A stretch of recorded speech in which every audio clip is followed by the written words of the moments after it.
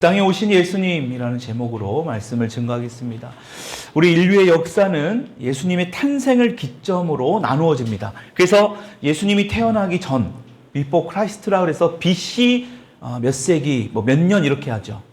그리고 예수님이 태어난 이유, 아너 도미나이라고 해서 예수님이 태어난 이유라는 뜻이 아니라 이것은 예수님의 해, 그리스도의 해, 주님의 해라는 뜻입니다. 그래서 AD 몇 년 이렇게 하는 것은 예수님이 태어난 이유가 아니라 예수님의 해, 그때부터 예수님의 해이고 주님의 해이다. 그때부터 예수님이 태어났다라는 뜻으로 AD라는 것을 우리가 사용합니다. 여러분, 이렇게 예수님을 믿든 안 믿든 우리는 예수님이 태어나기 전과 후로 우리의 인류의 역사가 나누어지고 또 그 역사 속에서 우리가 살아가고 있다는 겁니다. 그래서 우리가 예수님의 이 탄생은 우리 인간의 역사에 있어서 굉장히 중요할 수밖에 없다라는 거예요. 여러분, 이렇게 하나님께서 이 땅에 예수님을 탄생하게 하신 것은 그냥 우연이 아니라 하나님은 다 예정하시고 다 하나님의 계획 안에 있었다라는 거예요. 그래서 갈라디아서 4장 4절의 말씀, 우리 앞에 띄우는 말씀 같이 읽어보겠습니다. 시작. 때가 차매 하나님이 그 아들을 보내사 여자에게서 나게 하시고 율법 아래 나게 하신 것은 때가 참해입니다. 여러분, 시간이 되었을 때에, 그러니까 예수님의 탄생은 하나님의 시간, 하나님의 때가 되었을 때에 예수님의 이 탄생이 를 통해서 하나님은 우리 인류의 역사의 구원을 또 그 계획을 이루어 나가셨다라는 거예요. 그러니까 성경대로 하나님의 때에, 하나님의 말씀의 때에 이것을 이루셨다라는 것입니다. 여러분, 그런데 성경에 기록된 이 예수님의 탄생의 이야기를 보게 되면 하나님의 아들이시고 우리가 찬양도 했지만 정말 왕 중에 왕이신, 왕 중에 왕이 되신 예수님이시라면 이 땅에서 태어나셨다라는 것 자체가 굉장히 초라하게 보일 수 있습니다. 왕궁이나 우리 너무나 잘 알다시피 왕궁이나 어떤 뭔가 잘 갖추어진 어떤 이런 집도 아니라 명문가 가문도 아니고 너무나 초라한 곳에서 태어나셨다는. 여러분, 예수님이 태어나신 곳이 어디예요? 예수님이 마구간에서 태어나셨어요. 마구간에서 태어나신 예수님을 놓을 데가 없어서 그 예수님을 어디에다 놨다고 성경은 말하고 있습니까? 말구유에다 놨습니다. 이 구유가 뭐예요? 밥통이에요. 밥그릇. 짐승들이 먹는 그 밥그릇 위에 예수님을 놓았다라는 겁니다. 왕 중에 왕이 되시고 하나님의 아들이신 예수님의 탄생이 우리의 상식으로는 도저히 이해가 되지 않는 그 마구간과 말구유에서 태어나셨다라는 것입니다. 왜?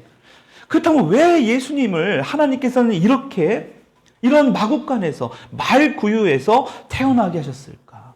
어떤 이유로?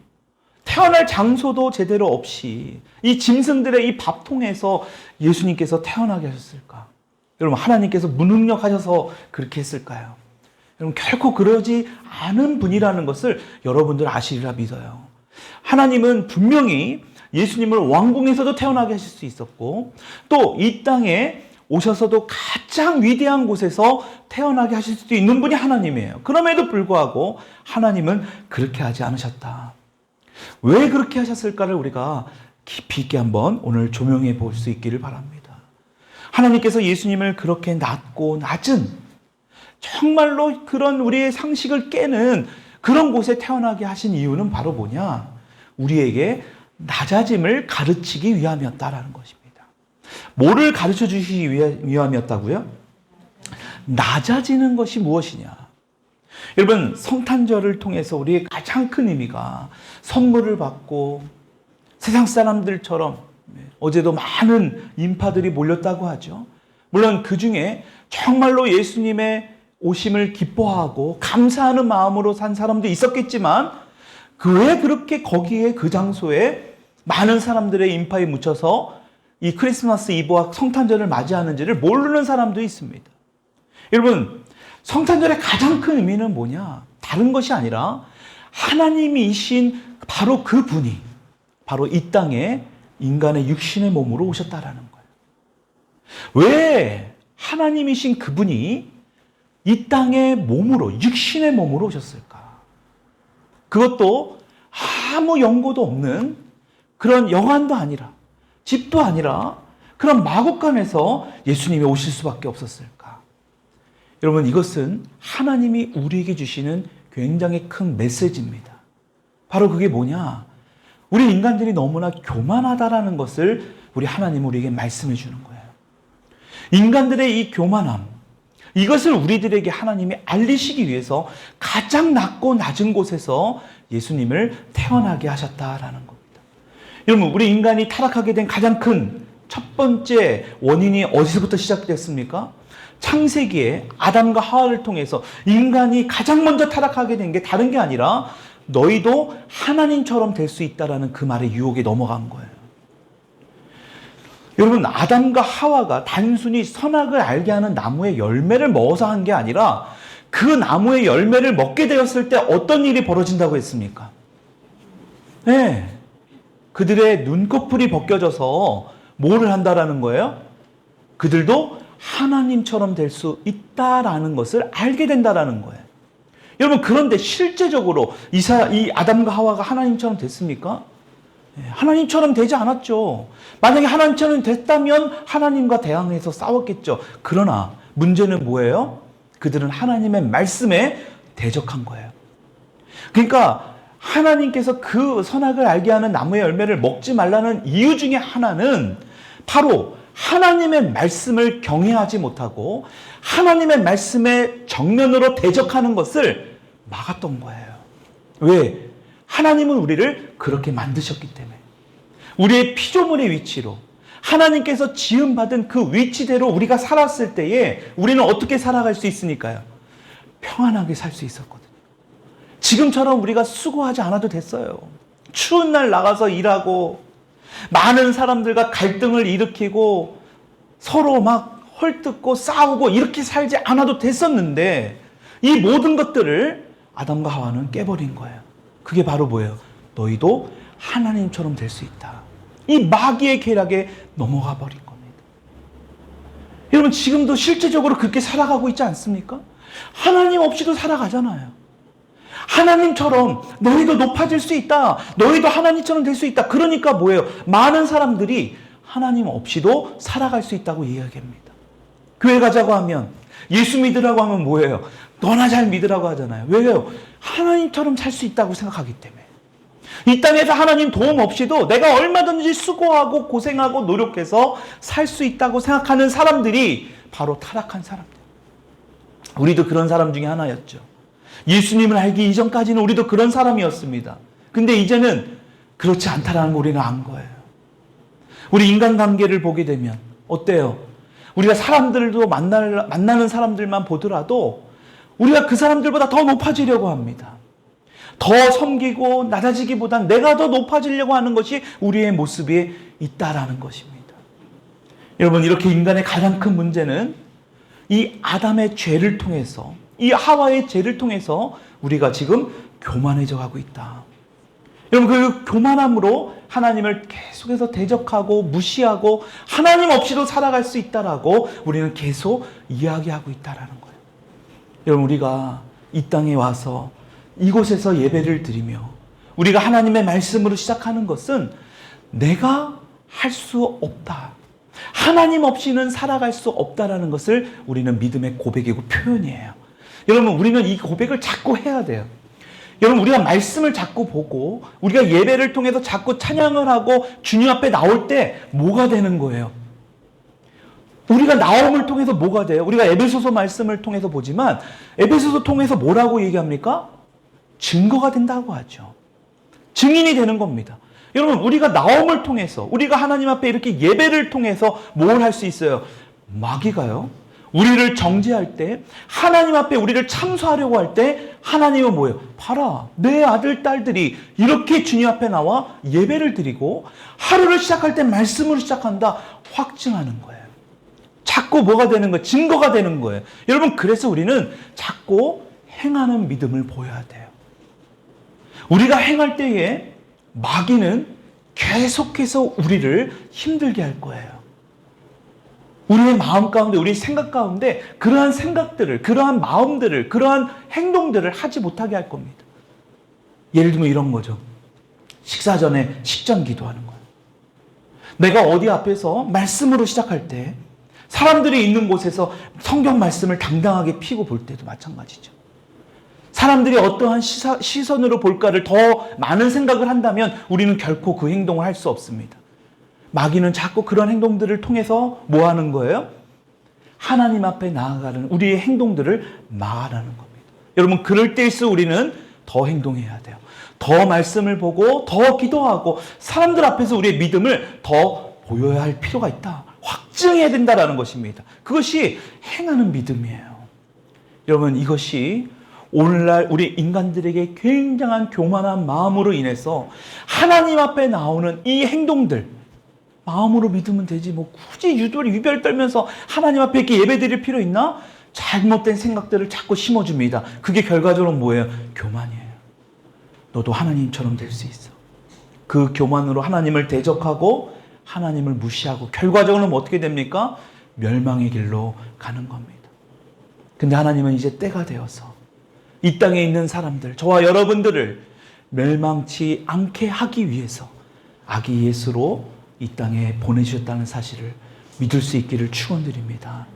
여러분, 그래서 이 불교의 석가모니도요, 여러분 잘 보시면 왕궁에서 태어났거든요. 이런 유교를 가르치는 공자도요, 굉장히 공부도 많이 배웠고 상류층 가정에서 태어났습니다. 여러분, 예수님은요, 마국간에 태어나셨고 구유에 누우셨고 목수의 아들로 태어나셨어요. 그래서 예수님을 겸손의 왕이라고 말씀합니다. 그래서 성경은 이러한 예수의 마음을 너희들이 품어야 된다라고 성경은 분명히 말씀하고 있어요. 오늘 우리가 성탄절을 통해서 그냥 단순히 예수님이 이 땅에 오셔서 그냥 성탄절을 매해마다 맞이하는 그것으로 끝나는 게 아니라 이 예수의 마음을 품기를 여러분들이 간절히 원해야 돼요. 이 말씀이 빌립보서 2장 5절로 8절의 말씀에 이렇게 기록되어 있습니다. 우리 같이 믿음으로 같이 한번 또박또박 이 말씀이 내 삶에 정말로 유익이 될 수 있기를 위해서 또박또박 읽겠습니다. 시작. 너희 안에 이 마음을 품으라. 곧 그리스도의 예수의 마음이니 이는 근본 하나님과 본체시나 하나님과 동등됨을 취할 것으로 여기지 아니하시고 오히려 자기를 비워 종의 형체를 가지사 사람들과 같이 되셨고 사람의 모양으로 나타나사 낮추시고 죽기까지 복종하셨으니 곧 십자가에 죽으심이라. 여러분, 이 마음을 품으래요. 이 마음이 뭐래요? 우리가 교만해지려고 하고 하나님 없이도 살아갈 수 있고 너가 하나님이 될 수 있다라고 하는 그 세상 가운데 우리가 가져야 될 마음이 바로 이 마음이라는 거예요. 높아지려는 그 마음을 내려놓고 이 마음을 품으래요. 그 마음이 바로 뭐예요? 예수의 마음. 하나님과 본체가 되는 예수님. 하나님과 동일하신. 그래서 우리가 하나님과 인격적으로 격이 같은 분이에요. 본체가 같은 분. 근데 이분이 어떻게 하셨다는 거예요? 오히려 하나님의 그 우편에 앉으셔서 영원한 천사들의 찬송과 찬양과 영광을 받으실 수 있는 그분이 왜 자기를 낮춰서 사람의 모양으로 이 땅에 오셔서 죽기까지 보충하셨냐라는 거예요. 여러분, 그 예수님의 마음을 너희들이 품어야 된다. 성경은 말씀하고 있는 겁니다. 저와 여러분들 마음속에 있는 그 교만함, 어떤 죄악들 우리가 인정하고 우리가 예수님의 마음을 품을 때에 이 땅에 오신 그 아기 예수로 오신 그 겸손한 예수님을 닮아갈 수 있는 저와 여러분들이 될 수 있기를 축원합니다. 또 하나 예수님께서 지극히 낮은 곳에 태어나신 이유는 바로 뭐냐? 만약에 예수님이 상류층이나 왕실에서 태어나셨다면 어떻게 했을까? 여러분, 예수님이 낮은 곳이 아니라 정말 유명한 어떤 정말로 좀 특별한 곳에서 태어났다라면 어떻게 됐을까? 여러분, 만약에 그랬다면 예수님은 이 땅에 태어났을 때 모든 사람을, 특히 우리 같은 사람을 만나실 수 없었을 거라는 거예요. 여러분, 만약에 예수님께서 이 세상에 왔을 때 상류층의 아들로 태어났다면 우리가 성경에서 봤듯이 목자들이 만날 수 있었을까요? 여러분, 특별한 사람들만 만났을 겁니다. 가난한 사람들 결코 만날 수 없습니다. 볼 수 없을 거예요. 아마 구경도 못했을 겁니다. 근데 예수님이 어떻게 하셨어요? 마국간에서 태어나셨다는 거예요. 때로는 그래서 이 목자와 같은 그런 아주 가난하고 낮은 사람들도 예수님을 만날 수 있었다라는 것입니다. 왜 예수님께서 이렇게 모든 사람들을 만나기 위해 오셨을까? 여러분, 왜 예수님은 우리 모든 사람들을 만나기를 원하셨을까? 여러분, 우리 인간은요, 하나님을 만나는 것을 좋아할까요? 좋아하지 않을까요?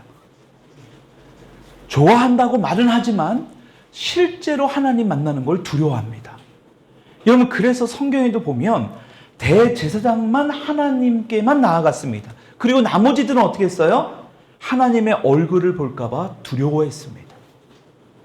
여러분, 이것은 굉장히 중요한 모세 시대에도 우리에게 말씀하고 있는 거예요.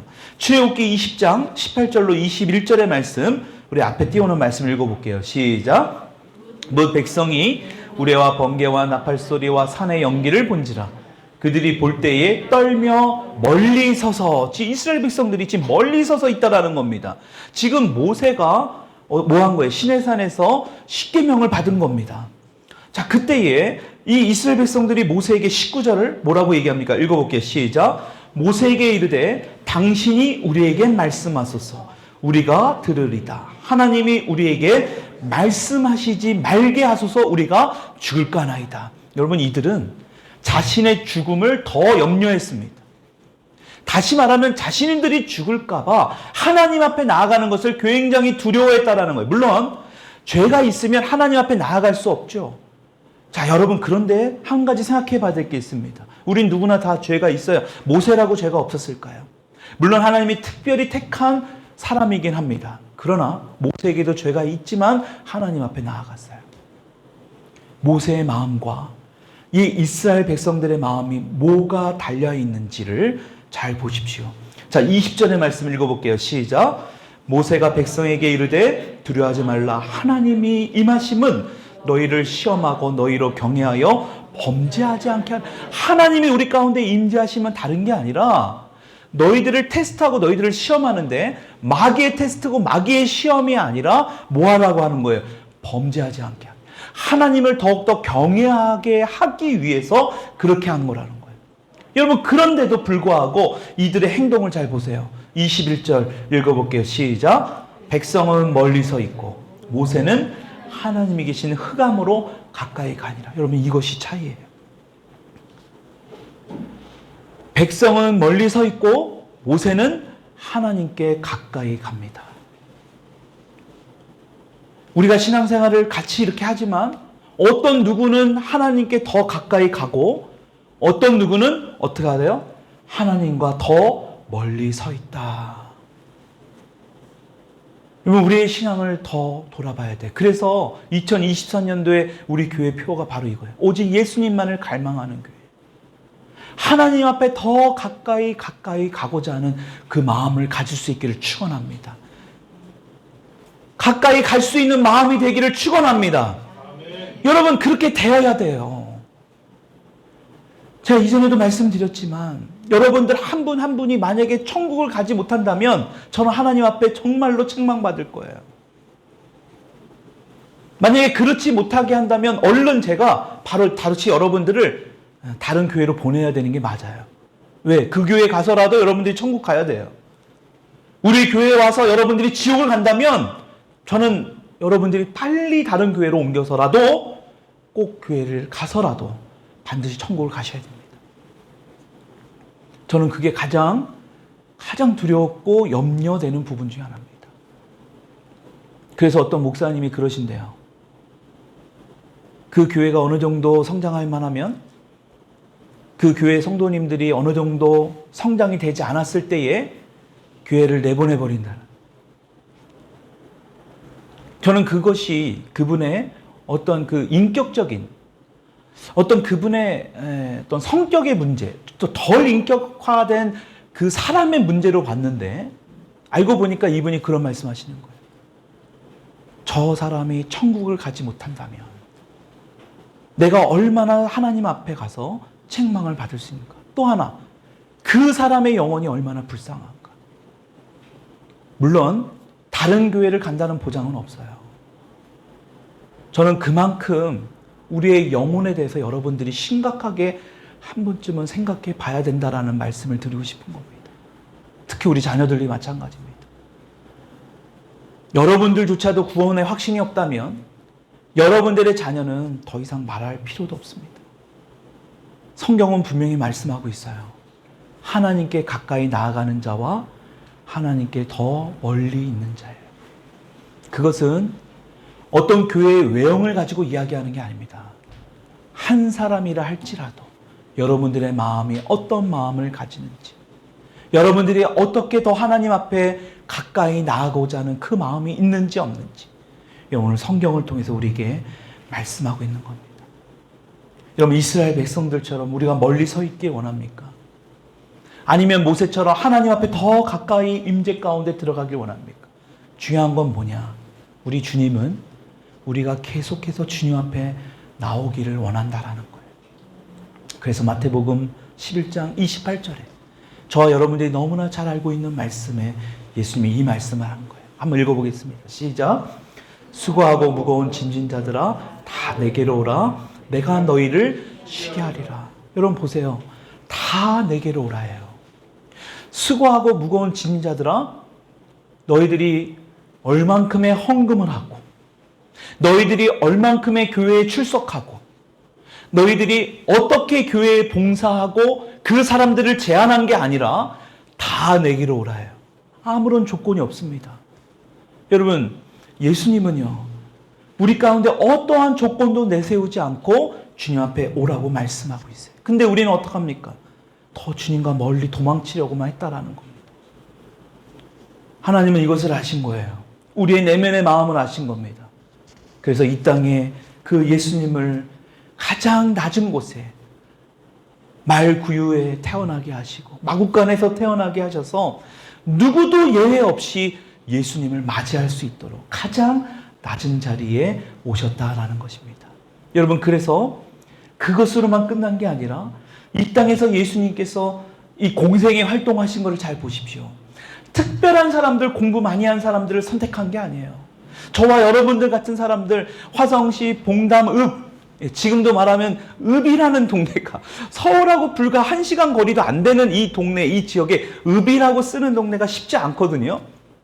여러분, 읍이라는 아주 작은 이 동네에 저와 여러분들을 부르셨다라는 거예요.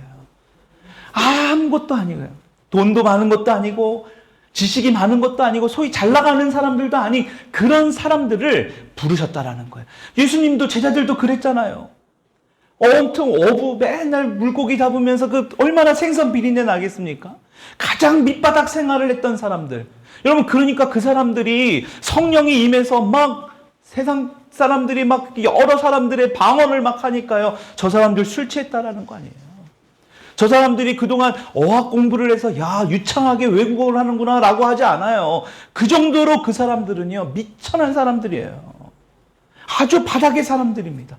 그 사람들을 들어 사용하셨다라는 거예요. 여러분, 그래서 고린도전서에 이렇게 말씀에 나옵니다. 같이 한번 읽어볼게요. 시작. 그러나 하나님께서 세상에 미련한 것들을 택하사 지혜 있는 자들을 부끄럽게 하시려 하시고 세상에 약한 것들을 택하사 강한 것들을 부끄럽게 하려 하시며 하나님께서 세상에 천한 것들과 멸시받는 것들과 없는 것들을 택하사 있는 것들을 폐하려 하시나니. 여러분, 희망이 있지 않습니까? 여러분, 저와 여러분들 가운데도 이 말씀을 통해서 위로가 되지 않습니까? 여러분, 예수님은 이렇게 이러한 사람들을 사용하신다라는 것입니다. 그러니까 우리가요, 예수님 앞으로 나아가는데 머뭇거릴 이유가 하나도 없다라는 거예요. 지금 즉시 예수님 앞에 나아가야 돼요. 예수님의 음성을 들었다면, 이런 메시지를 들었다면 예수님 앞에 나아가야 돼요. 나가는 게 바로 뭐예요? 다른 게 아닙니다. 예배드리고요, 말씀 보고요, 기도하는 거예요. 그게 바로 예수님 앞에 가까이 나아가는 거예요.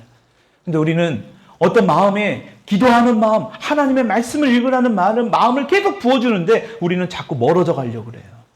왜 그럴까요? 아직까지도 예수님이 이 땅에 오신 이유를 우리는 잘 알지 못하기 때문에 그래요. 하나님께서 이 땅에 예수 그리스도를 보내신 이유를 안다면, 우리가 분명히 그것을 깨닫다면 우리는 그것을 받아들여야 돼요. 그래서 그 즉시 기도하고 말씀 보고 더 주님과 함께 할 수 있는 저와 여러분 되기를 축원합니다.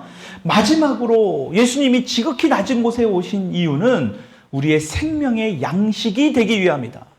이건 굉장히 중요한 거거든요. 생명의 양식입니다. 여러분 오늘 말씀에 본문 말씀을 보면 자 3절의 말씀 4절의 말씀 한번 읽어볼게요. 2장 3절 4절 같이 읽겠습니다. 시작.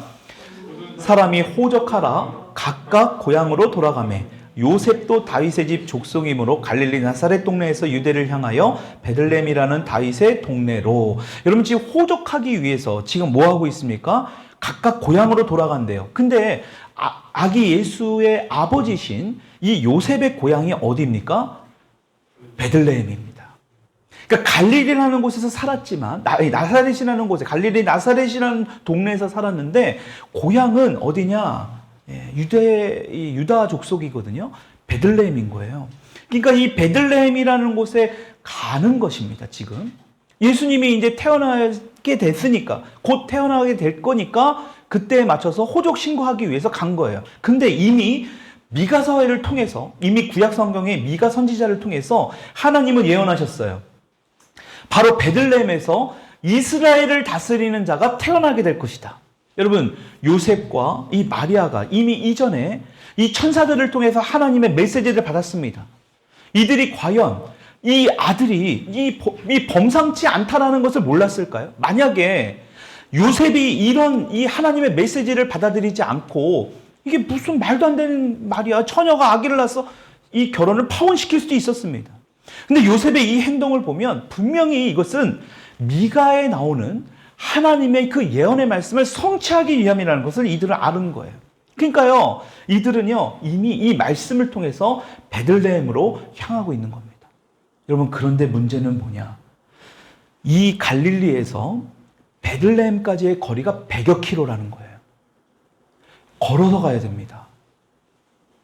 20킬로씩만 가더라도 일주일이에요. 근데 지금 마리아의 상태가 어떤 상태예요? 만삭의 상태입니다. 여러분 이것은 가다가 잘못될 수도 있고 굉장히 위험을 초래할 수 있는 그런 상황입니다. 여러분 그럼에도 불구하고 이들이 어떡합니까? 베들레헴이라는 곳에 가는 거예요. 굉장한 순종이에요. 우리는 지금 이 짧은 구절을 1절부터 7절까지 이렇게 짧게 확 지나갔지만요. 이 안에 엄청난 메시지가 굉장히 많이 들어가 있습니다. 여러분 죽을 수 있는 그런 상황입니다. 여러분 지금 갈릴리라는 나사렛 동네에서 또 아기를 낳지 못하는 이유가 처녀잖아요. 이미 마리아는 소문이 나 있거든요. 처녀라는 걸 다 알아요. 그러니까 어떻게 돼요? 사람들에게 손가락질 받고 죽을 수도 있는 거예요. 그러니까 요셉이요. 지금 베들레헴을 통해서 마리아와 함께 가는 것은 어찌 보면 굉장한 모험인 거예요. 엄청난 순종인 겁니다. 여러분 그렇게 베들레헴에 갑니다. 그래서 베들레헴에서 예수님이 태어나게 돼요. 여러분 근데 많은 사람들은 예수님이 나사렛에서 태어난 자죠. 그래서 나사렛 예수라고 이야기하는 겁니다. 여러분 베들레헴이라는 뜻이 바로 떡집이라는 뜻입니다. 떡, 먹을 수 있는 양식. 여러분 예수님께서 요한복음의 공생의 시절에 6장 35절을 통해서 이렇게 자신에 대해서 말씀하세요. 6장 35절 같이 읽어보겠습니다. 시작. 예수께서 이르시되 나는 생명의 떡이니 내게 오는 자는 결코 줄이지 아니할 터이요 나를 믿는 자는 영원히 목마르지 아니하리라. 자신이 당신이 예수님이 생명의 떡이라는 겁니다. 여러분 생명의 떡 아까 베들레헴도 떡이라는 떡집이라는 뜻이라고 그랬죠. 여러분 그냥 베들레헴에서 태어난 게 우연이 아니라는 거예요. 예수님의 탄생은 이 생명의 떡과 굉장히 밀접한 관계가 있습니다.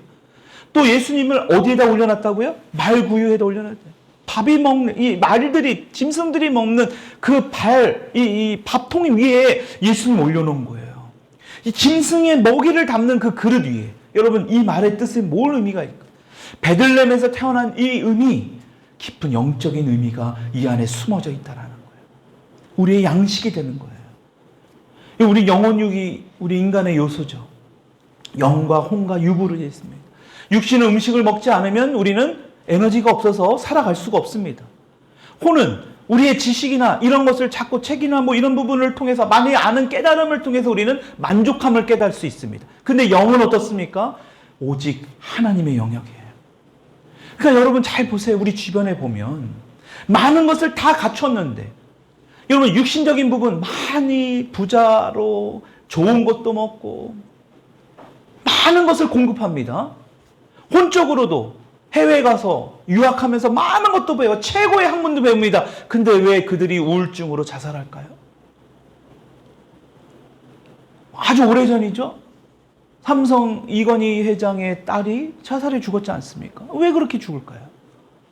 많은 사람들이 가졌다고 하면서도 왜 우울증에 걸려서 왜 힘들어하냐라는 거예요. 바로 이 영이에요. 하나님은 영이세요. 그래서 우리의 영은 오직 하나님께로만 채움받을 수 있어요. 그것은 어떤 그 무엇으로도 채움받을 수 없습니다. 여러분, 그러니까요, 우리가 다른 어떤 것이 다 채워졌는데요, 뭔가 허전해요. 뭔가 공고해요. 여러분, 왜 그러느냐? 성령 충만하지 않아서. 하나님의 영으로 공급받지 못해서 그래요. 그래서 우리가 뭐 해야 돼요? 하나님의 말씀을 읽어야 되고, 하나님께 예배드려야 되고, 하나님께 기도해야 돼요. 이 특히 영의 양식을 우리는 먹어야 된다는 겁니다. 여러분, 이 영의 양식을 먹을 수 있기를 축원합니다. 그래야만 여러분 영이 활성화가 되면 우리의 혼과 육은요 자동으로 활성화돼요. 근데 우리는 거꾸로 가죠. 육을 먼저, 그 다음에 혼적인, 그 다음에 영적인 것을 하려고 하는데 잘 안 돼요. 왜? 이건 하나님의 영역이기 때문에.